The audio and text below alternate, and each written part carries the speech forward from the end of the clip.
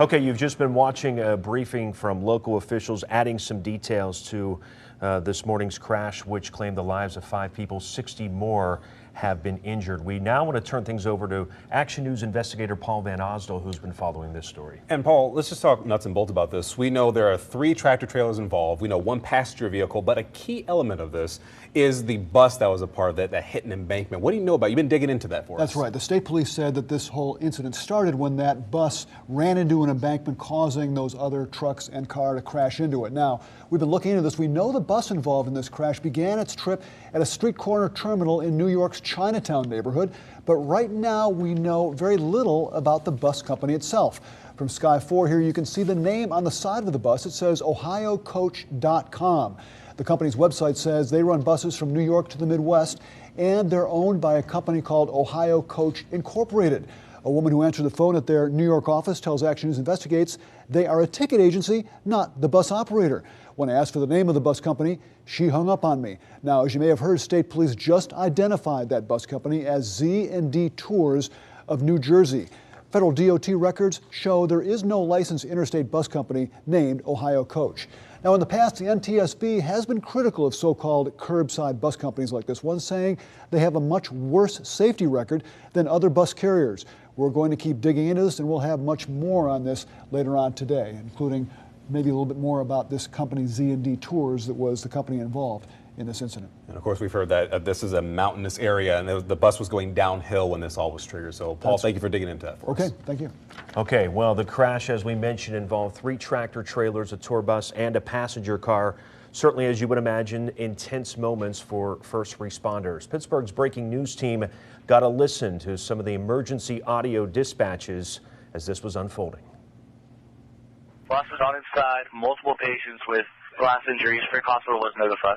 A vehicle accident involving a tour bus, several tractor trailers, multiple patients.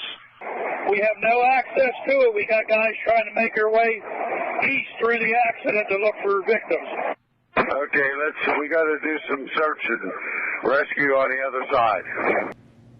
And again, 5 people died in this crash. Roughly 60 others were injured. And as we heard details a few moments ago from officials, the bus was headed downhill when up an embankment rolled over. Then it was hit by 2 tractor trailers, followed by a 3rd tractor trailer, and a vehicle was involved after. So that was the chain reaction and how it took place. We want to bring you the latest breakdown of those who were hospitalized following this crash. Forbes Regional Hospital in Monroeville treated 11 patients ranging in age from 15 to 67. 2 are in critical condition.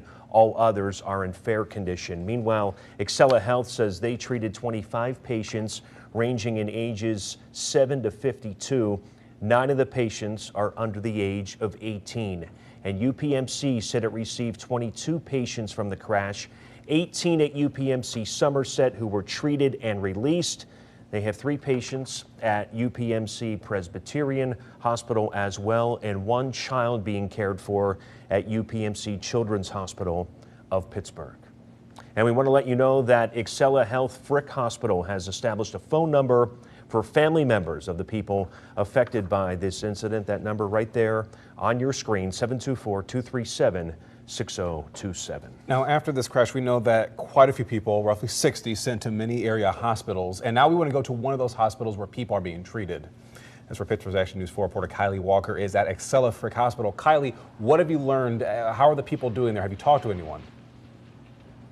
Chris, we got the latest numbers of how many patients were taken here to Frick Hospital. They say 31 people were taken here. The first person arriving at 4:30 a.m. Up until now, 1 child has been transferred over to UPMC Children's Hospital, and 3 adults have been transferred over to Presby. Now, here at Frick, you know, they had set up that hotline trying to unite families with their loved ones who are here.